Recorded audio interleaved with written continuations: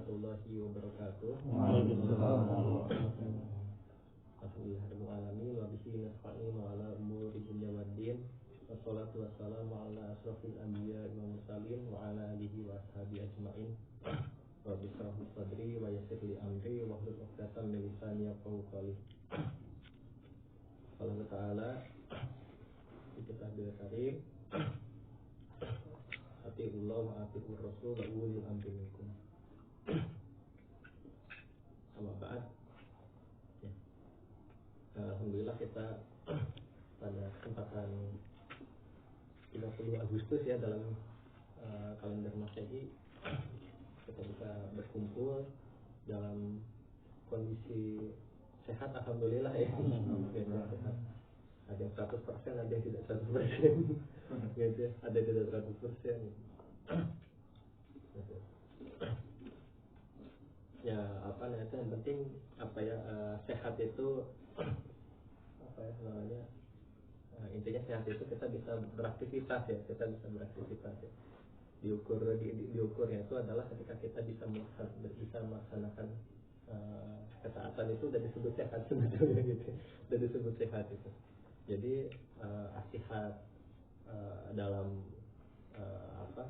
terminologi medis ya beda dengan terminologi syariat yang beda. Sehat itu ya beda.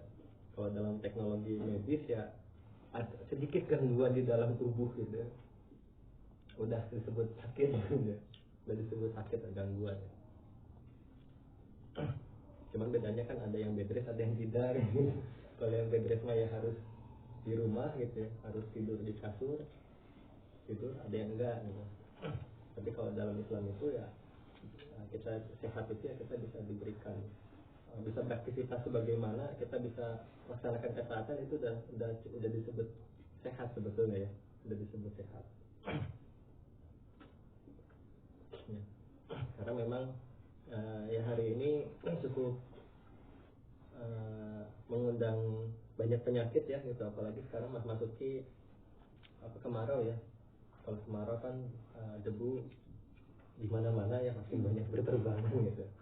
Terlebih memang ya isu polusi udara di Bandung cukup tinggi ya. Dan terakhir kan TPS kebakaran. Ya TPS kebakaran, dan di beberapa wilayah Bandung krisis air ya, krisis air. Gitu. Bahkan beberapa MUI setempat itu memberikan himbauan ya untuk meminta doa agar turun hujan gitu ya. Bahkan mungkin kalau tidak salah yang MUI Sadang Serang itu minta kalau mungkin kan istisqa gitu, istisqa kan. Mudah-mudahan kita bisa melewati ya itu masa-masa sulit ya. Di kondisi udara seperti ini gitu. Juga ada berita juga gitu ya, ternyata untuk penyakit yang itu berasal dari pernapasan gitu ya, flu dan lain sebagainya ya, itu BPJS itu sudah mengeluarkan 30 triliun gitu ya selama 1 tahun ya untuk penyakit yang itu berasal dari sumbernya itu udara. Itu 30 triliun itu berarti kan udaranya tidak baik-baik saja gitu ya. Cuman kan memang di situ headline-nya itu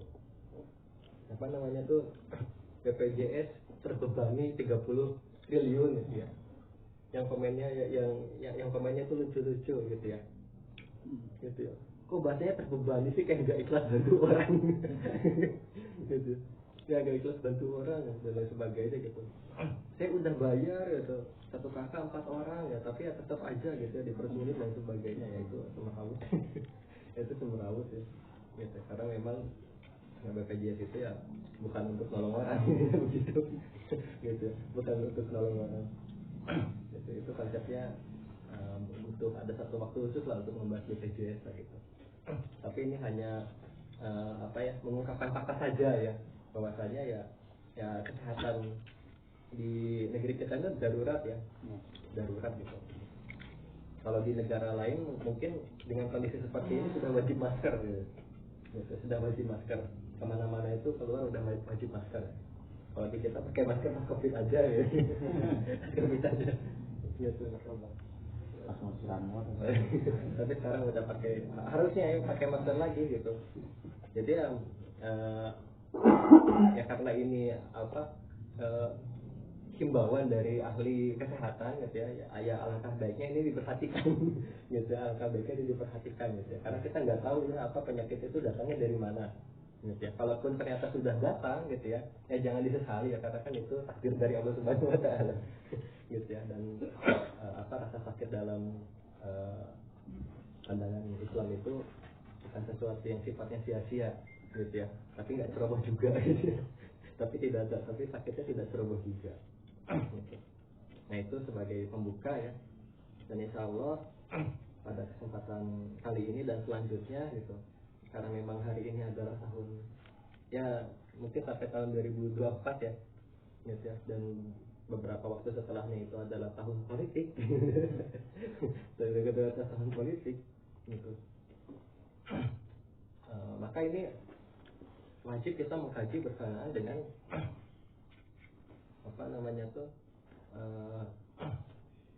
lebih dikencarkan lagi ya berkenaan dengan arah perubahan kita tuh mau kemana gitu ya, arah perubahan kaum muslim itu mau kemana gitu ya. Dan ketika kita menghendaki arah perubahannya itu kepada Islam, modelnya seperti apa kan gitu ya, modelnya seperti apa, ini membingungkan gitu. Sedangkan ya pada kesempatan hari ini kaum muslim masih bergantung terhadap pilihan yang ada gitu ya, terhadap pilihan yang ada gitu ya. Masih bergantung ya. Bahkan koalisi antara Ganjar dan Anies pun terbuka sangat terbuka gitu, sangat terbuka gitu. Dan itu pernyataan dari Anies sendiri gitu.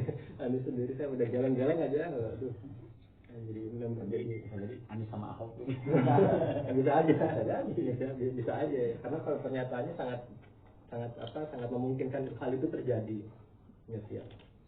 Dan jelas ya masyarakat pun juga harus harus melek ya atas keadaan hari ini, solusinya seperti apa gitu ya, harus solusinya seperti apa gitu ya. Beberapa waktu lalu juga kan terkait dengan rencana pembangunan patung ya, patung gitu ya.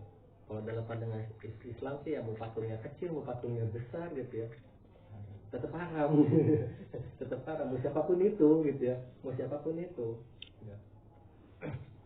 Karena kan ya bencana di zamannya Nabi Nuh ya kalau tidak salah ya, bencananya di zamannya Nabi Nuh itu kan ketika mereka itu dibisiki oleh setan gitu ya untuk membuat patung orang-orang soleh gitu ya, agar orang soleh ini bisa selalu dikenang dan sebagainya gitu. Awalnya kan dari situ gitu ya, tapi lama kelamaan yang tadinya cuma dikenang jadi ada sesajen jadi makin parah gitu, jadi makin parah dan jadi kemusyrikan. Tadinya awalnya ya hanya sekedar untuk dikenang gitu ya, bukan untuk apa-apa, tapi ya tadi ya perangkap setan itu bisa sampai ke sana gitu ya. Terlepas uangnya dari mana gitu ya, sekalipun kan mengelak ini uangnya bukan pakai uang APBN atau APBD, pakai uang personal tertentu ya, tapi tetap saja gitu ya, ini kan berapa 20 triliun 20 miliar makanya 10 triliun 2 triliun ya, 10 triliun ya 10 triliun kan kalau misalnya itu digelontorkan untuk perumahan atau menolong yang kemiskinan gitu ya, bikinlah perusahaan gitu, kayak orang itu bisa kerja di situ gitu. Itu kalau mereka mau gampang itu triknya tuh, tinggal uangnya kasih ke satu orangnya terus dia bilang saya mau bangun patung di sini terus orang-orang beragama kan ya kan ini hak anak kita ya. Jadi jangan atas nama pemerintah gitu. Iya betul. Kalau mereka mau bener, kalau mau ngebangun nih itu duit gitu mah ya 10 triliun 500 miliar pakai patungnya sisanya bahan. Iya pengen duit yang mau karena ini gitu ketiga mah banyak kepentingan lah ya. Ini pemerintah mau bikin patung misalnya nih di tolong masyarakat uangnya kasih ke satu orang bikin patung ya gitu tanah saya kok nah gitu pasti orang akan bisa demo. terserah saya mau bangun patung. Ya termasuk juga kan itu patungnya pun juga kan digagas oleh yang digagasnya juga kan Bapak Soekarno, gitu ya, Soekarno yang diklaim sebagai founding father Indonesia, gitu ya, founding father Indonesia. Yang kenyataannya Indonesia itu kan tidak dibangun oleh dia sendiri. Perjuangan 350 tahun itu bukan milik dia sendiri, bukan milik dia sendiri, gitu. Dan segala sesuatu seolah-olah apa namanya itu ingin mengkhususkan sesuatu, gitu ya. Dan ini jelas apa namanya tuh hal yang sangat membahayakan, gitu ya, baik itu bagi seorang muslim ataupun yang non muslim itu juga tetap bahaya seperti itu, gitu ya. Seperti itu tetap bahaya ke depannya, gitu. Ya, jadi apa itu kita jelas ya harus bisa mengarahkan bahwasanya nanti masyarakat ini ingin mau ke arah mana, gitu ya, arah perubahan ini. Ya maka ketika kita ingin mengkehendaki kehidupan yang Islami, gitu, maka ya pemahaman atas alternatif, gitu ya, alternatif sistem yang harus diperjuangkan yang ini adalah Islam ini harus ada gambarannya. Tidak boleh tidak ada gambarannya, gitu ya. Karena kalau misalnya nggak ada gambarannya, seperti doktrin, gitu ya, seperti doktrin yang dimana kalau misalnya hanya sekedar doktrin semangat, gitu ya, ya nanti juga turun lagi, gitu ya, turun lagi. Dan itu kan trik-triknya orang kiri seperti itu kan, trik-triknya orang kiri ya.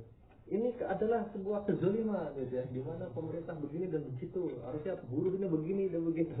Maka buruh-buruh itu kan naik gitu, bikin gerakan.